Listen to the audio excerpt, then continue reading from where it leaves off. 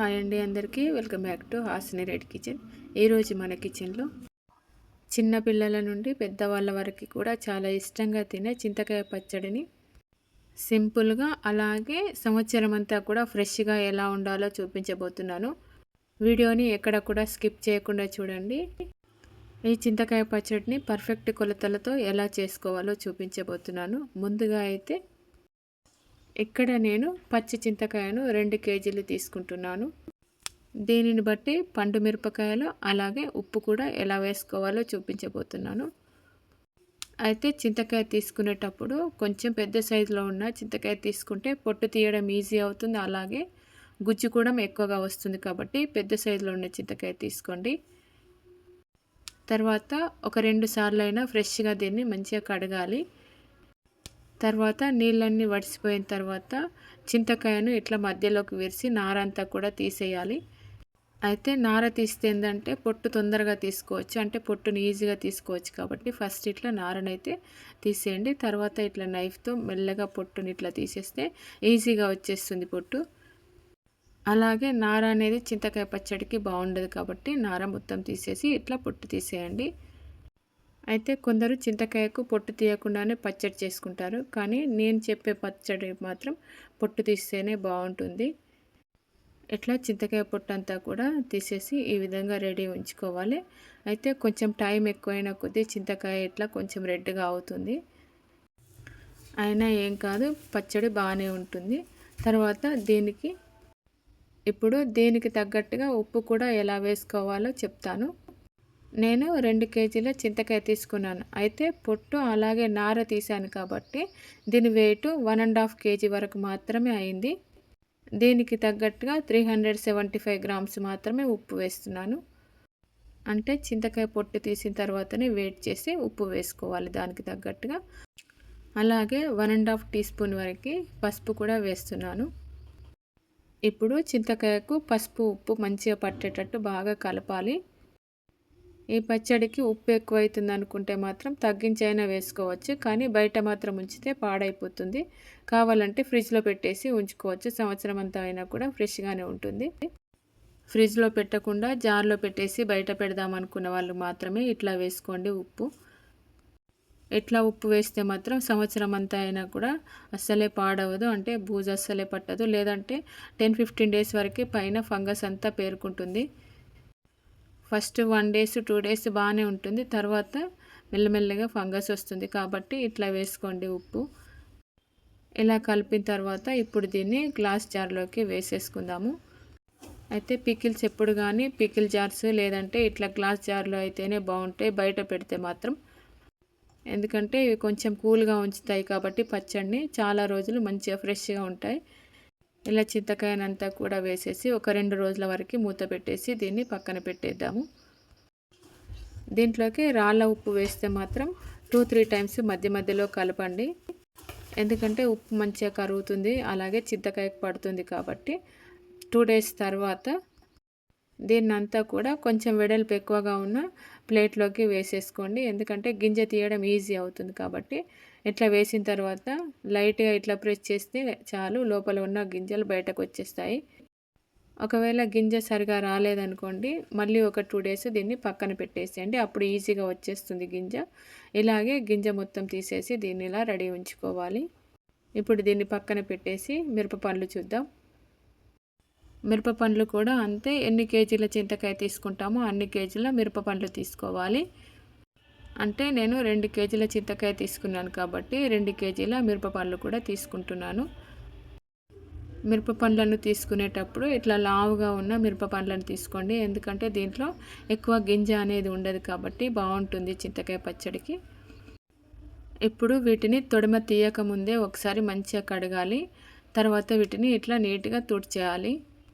అయితే నేను 2 అవర్స్ ముందే మంచిగా కడిగి ఆరబెట్టాను కాబట్టి తడి ఎక్కువ లేదు, అయినా కూడా ఇట్లా ఇంకెక్కడైనా తడి మిస్ అవుతుంది కాబట్టి ఇట్లా క్లాత్ పట్టేసి ఎక్కడ కూడా కొంచెం తడి లేకుండా ఇట్లా మంచిగా తుడిచేసి తర్వాత ఇప్పుడు దీని తొడిమను ఇట్లా తీసేయాలి. అయితే ఒకటి గుర్తుపెట్టుకోండి, ఎప్పుడు కూడా తొడిమ తీయకముందే మిర్చిని కడగండి. తొడిమ తీసిన తర్వాత మిర్చి కడిగితే దీని లోపలికి వాటర్ పోయి మిర్చికి పాడవుతుంది. కాబట్టి మంచిగా కడిగి తుడిచిన తర్వాతనే తొడిమ తీసేయాలి. మిర్చి తొడమ తీసాం కాబట్టి దీని వెయిట్ కూడా తగ్గుతుంది. అంటే ఇది కేజీ మీద 700 గ్రామ్స్ ఎక్కువైనాయి కాబట్టి నేను 200 గ్రామ్స్ వీటిని పక్కన పెట్టేస్తున్నాను. కాబట్టి 1½ కేజీ మాత్రమే మిర్చి తీసుకుంటున్నాను. దీనికి తగ్గట్టుగా మళ్ళీ ఉప్పు కూడా 375 గ్రామ్స్ ఉప్పు దీనికి కూడా వేస్తున్నాను. అయితే ఉప్పు మిర్చీలకు కలపకుండా తర్వాత మిక్సీ పట్టేటప్పుడు లేదంటే మిల్లుకి ఇచ్చినప్పుడు మాత్రమే ఉప్పు కలుపుకుంటూ మిక్సీ పట్టాలి. ఉప్పు వేసుకుంటూ మిర్చి మిక్సీ పడితే మంచిగా పేస్ట్ అవుతుంది కాబట్టి ఉప్పు వేసుకుంటూ మిర్చి మిక్సీ పట్టాలి. అలాగే దీంట్లోకి 3/4 కప్పు వరకు పొట్టు తీసిన వెల్లుల్లిని కూడా వేసుకోవాలి. అలాగే దీంట్లోకి 3 టీ స్పూన్స్ వరకు ధనియాలు కూడా వేసుకుంటే బాగుంటుంది. అలాగే 1½ టీ స్పూను జీలకర్ర కూడా వేసుకుంటే ఇంకా బాగుంటుంది. వీటిని కూడా మిక్సీ పట్టేటప్పుడు మిక్సీలో వేసుకోవాలి కాబట్టి వీటిని ఇలా రెడీ ఉంచుకోవాలి. తర్వాత పండు మిర్చిలను లైట్గా మిక్సీ పట్టేసి వెట్ గ్రైండర్లో వేస్తున్నాను. అయితే పండు మిర్చి డైరెక్ట్గా వెట్ గ్రైండర్లో వేస్తే ఇక్కడ గ్రైండర్ స్టక్ అయిపోతుంది కాబట్టి ఇట్లా లైట్గా దంచేసి వేయాలి. లేదంటే మిక్సీలోనే ఇంకా కొంచెం ఎక్కువ పేస్ట్ అయ్యే వరకు కూడా పచ్చడి చేసుకోవచ్చు. అయితే కొంచెం మిర్చి గింజలు అలాగే ఉండిపోతాయి కాబట్టి మిక్సీ పడితే నేనైతే ఇక్కడ వెట్ గ్రైండర్లో వేసి దీన్ని పచ్చడి చేస్తున్నాను. ఒకవేళ మిక్సీ పడితే మాత్రం కొంచెం కొంచెం ఉప్పు వేసుకుంటూ మిక్సీ పట్టుకోండి. కానీ నేను ఇక్కడ మిక్సీ పట్టట్లేదు కాబట్టి ఇంకా ఉప్పు వేయలేదు. ఇప్పుడు ధనియాలు జీలకర్ర వేస్తున్నాను దీంట్లోనే. అలాగే వెల్లుల్లి కూడా వేసేస్తున్నాను. తర్వాత పండుమిర్చి కోసం తీసుకున్న ఉప్పు కూడా వేసేస్తున్నాను. అయితే ఒకేసారి వేయకుండా మధ్య మధ్యలో వేస్తాను. చింతకాయ పచ్చడిని ఫ్రిడ్జ్లో పెట్టకుండా బయట పెట్టాలి అంటే కేజీకి 1/4 కేజీ చొప్పున ఉప్పు వేయాల్సిందేనండి. అది చింతకాయ అయినా సరే లేదంటే పండు మిర్చి అయినా సరే కేజీకి 1/4 కేజీ చొప్పున ఉప్పు వేయాల్సిందే. తర్వాత చింతకాయను కూడా ఇట్లా లైట్గా మిక్సీ పట్టేసి దీంట్లోనే వేస్తున్నాను. అయితే బయటకు మిల్లుకి ఇచ్చేటప్పుడు మాత్రం ఇవన్నీ కూడా కలిపేసి ఇవ్వండి. ఎందుకంటే వాళ్ళన్నీ కూడా సపరేట్గా వేయలేరు కాబట్టి ఇవన్నీ కూడా కలిపేసి వాళ్ళకి ఇచ్చేయండి. చూడండి ఫైనల్గా అయితే నేను ఈ రకంగా ఉండేటట్టయితే దీన్ని వెట్ గ్రైండర్లో మిక్సీ పట్టాను. దాదాపుగా పేస్ట్ లాగా అయ్యేటట్టుంటేనే చింతకాయ పచ్చడి బాగుంటుంది. లేదంటే మధ్య మధ్యలో మిరపకాయలు చిన్న చిన్నగా వస్తాయి కాబట్టి బాగుండదు. ఇట్లా మంచిగా పేస్ట్ అయ్యేంత వరకు కూడా పట్టుకోవాలి. ఇట్లా మంచిగా గ్రైండ్ చేసిన తర్వాత దీన్ని గ్లాస్ జార్కు కానీ లేదంటే పికిల్ జార్స్ ఏవైనా సరే చల్లగా ఉండే వాటిలలో పెట్టేస్తే బాగుంటుంది. పచ్చడి ఎక్కువ రోజులు ఫ్రెష్గా ఉంటుంది.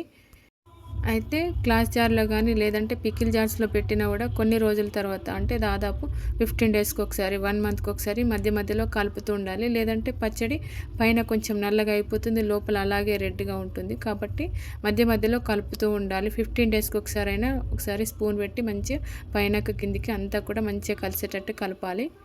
అప్పుడు చివరి వరకు కూడా ఇలాగే ఈ కలర్లోనే ఉంటుంది పచ్చడి, ఫ్రెష్గా ఉంటుంది. టేస్ట్ కూడా ఏమీ మారదు. అయితే ఇంతవరకు చింతకాయ పచ్చడి చేసుకొని డైరెక్ట్గా వేడివేడి అన్నంలో కూడా తిన్నా చాలా బాగుంటుంది. కాకుంటే ఇంకా దీనికి తాలింపు చేసుకుంటే ఇంకా బాగుంటుంది. మరి ఆ తాలింపు ఎలా చేసుకోవాలో చూసేద్దామా. తాలింపు కోసం ముందుగా అయితే కొంచెం మెంతి ఆకు, అలాగే ఉల్లిపాయల ఆకు, అలాగే కొత్తిమీర ఆకు కూడా వేస్తున్నాను. అయితే మెంతి ఆకు మాత్రం అస్సలు మిస్ చేయకండి. ఒకవేళ మెంతి ఆకు లేకపోతే వేయించిన మెంతుల పొడి వేసుకున్న కూడా బాగుంటుంది. ఇవన్నీ కూడా ఇలా చిన్నగా కట్ చేసి రెడీ ఉంచుకోవాలి. అలాగే వెల్లుల్లిని కూడా కచ్చాపచ్చాగా దంచేసి రెడీ ఉంచుకోవాలి. ఇప్పుడు స్టవ్ పైన కడాయి పెట్టేసి 100 ml వరకు ఆయిల్ వేస్తున్నాను.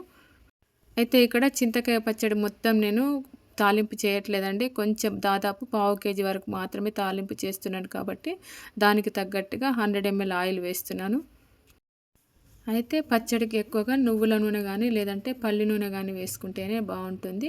ఈ నూనె వేడైన తర్వాత 1 టీ స్పూన్ వరకు ఆవాలు వేస్తున్నాను. అలాగే 3/4 టీ స్పూన్ వరకు జీలకర్ర కూడా వేసేస్తున్నాను. ఇవి కొంచెం చిటపట అన్న తర్వాత ఫస్ట్ మెంతాకు వేస్తున్నాను. ఎందుకంటే మెంతు కొంచెం మంచిగా వేయించుకుంటేనే కొంచెం చేదు అనేది రాదు కాబట్టి ఇట్లా ముందుగా మెంతాకు వేస్తున్నాను. ఇది మంచిగా ఫ్రై అయిన తర్వాత ఉల్లిపాయ ఆకు కూడా వేస్తున్నాను. ఇవన్నీ కూడా పచ్చివాసన పోయేంత వరకు మంచిగా వేయించుకోవాలి. ఎందుకంటే కొంచెం తడి ఉన్నా కూడా పచ్చడి పాడవుతుంది కాబట్టి ఎక్కడ కూడా తడి లేకుండా చూడండి ఇట్లా నూనె పైకి వచ్చేటట్టు అంటే నూనెలో మునిగినట్టుగా ఉండేటట్టు వరకు వేయించుకోవాలి. ఇప్పుడు కొత్తిమీర ఆకు కూడా వేస్తున్నాను. కొత్తిమీర ఆకు తొందరగా ఫ్రై అవుతుంది కాబట్టి లాస్ట్లో వేసుకుంటేనే బాగుంటుంది. ఆ ఫ్లేవర్ అనేది మంచిగా ఉంటుంది. ఇవన్నీ పూర్తిగా వేయించుకున్న తర్వాత ఇట్లా వెల్లుల్లి కూడా వేసేసుకోవాలి. ఇప్పుడు స్టవ్‌ని కొంచెం హై ఫ్లేమ్‌లో పెట్టేసి వేయించుకోండి. ఎందుకంటే కొంచెం చల్లగా అయినట్టుగా అవుతుంది నూనె కాబట్టి. ఇట్లా కొంచెం ఎక్కువ పెట్టేసి స్టవ్‌ని వేయించుకోవాలి. ఇలా ఆకులన్నీ కూడా పూర్తిగా వేయించుకున్న తర్వాత హాఫ్ టీ స్పూన్ వరకి పసుపు కూడా వేస్తున్నాను. పసుపు ముందు వేసుకున్నాం కాబట్టి కొంచెం తక్కువ వేస్తున్నాను. తర్వాత ఈ క్వాంటిటీకి తగ్గట్టుగా చింతకాయ పచ్చడిని వేసుకోవాలి. మనకు చూస్తుంటే అంటే కలుపుతుంటే అర్థమైపోతుంది సరిపోతుందా లేదా అనేసి. వాటికన్నిటికి కరెక్ట్‌గా పట్టేటట్టుగా వేసుకోవాలి. మరి ఎక్కువ చింతకాయ పచ్చడి వేసుకున్నా కూడా అంత టేస్ట్ రాదు కాబట్టి ఆకులకు అంటే ఇవన్నిటికి సరిపోయేటట్టుగా ఏ రకంగా ఉండేటట్టు చింతకాయ పచ్చడి వేసేసుకుంటే సరిపోతుంది. అయితే మామూలుగా తిన్నదానికంటే చింతకాయ పచ్చడిని ఇట్లా తాలింపు చేసుకొని తింటే మాత్రం చాలా బావుంటుంది. ఇంట్లో పిల్లలకి వేడి వేడి అన్నం, కొంచెం నెయ్యి, అలాగే ఇట్లా తాలింపు చేసిన చింతకాయ పచ్చడితో అన్నం పెట్టారంటే వాళ్ళు ఎంత తింటున్నారో కూడా తెలవకుండానే తినేస్తారు అన్నాన్ని. అంటే అంత టేస్టీగా ఉంటుంది. ఈ వీడియోనైతే ఎక్కడా కూడా స్కిప్ చేయకుండా చూడండి. చాలా అంటే చాలా బాగుంటుంది చింతకాయ పచ్చడి. వీడియోని చూసిన తర్వాత వీడియోని లైక్ చేయడం, అలాగే షేర్ చేయడం అయితే మర్చిపోకండి. మరిన్ని మంచి రెసిపీస్ కోసం హాసిని రెడ్డి కిచెన్ ఛానల్ని ప్లీజ్ సబ్స్క్రైబ్ చేసుకోండి. మరి మీరు నేను చెప్పినట్టుగా పచ్చడి చేస్తే కనుక మరి మీకు ఎలా వచ్చిందో మీ ఫీడ్బ్యాక్ని అయితే కామెంట్ బాక్స్లో కామెంట్ చేయండి. ఫైనల్గా అయితే ఈ వీడియోని ఇప్పటివరకు చూసిన వాళ్ళందరికీ కూడా చాలా చాలా థ్యాంక్ యూ.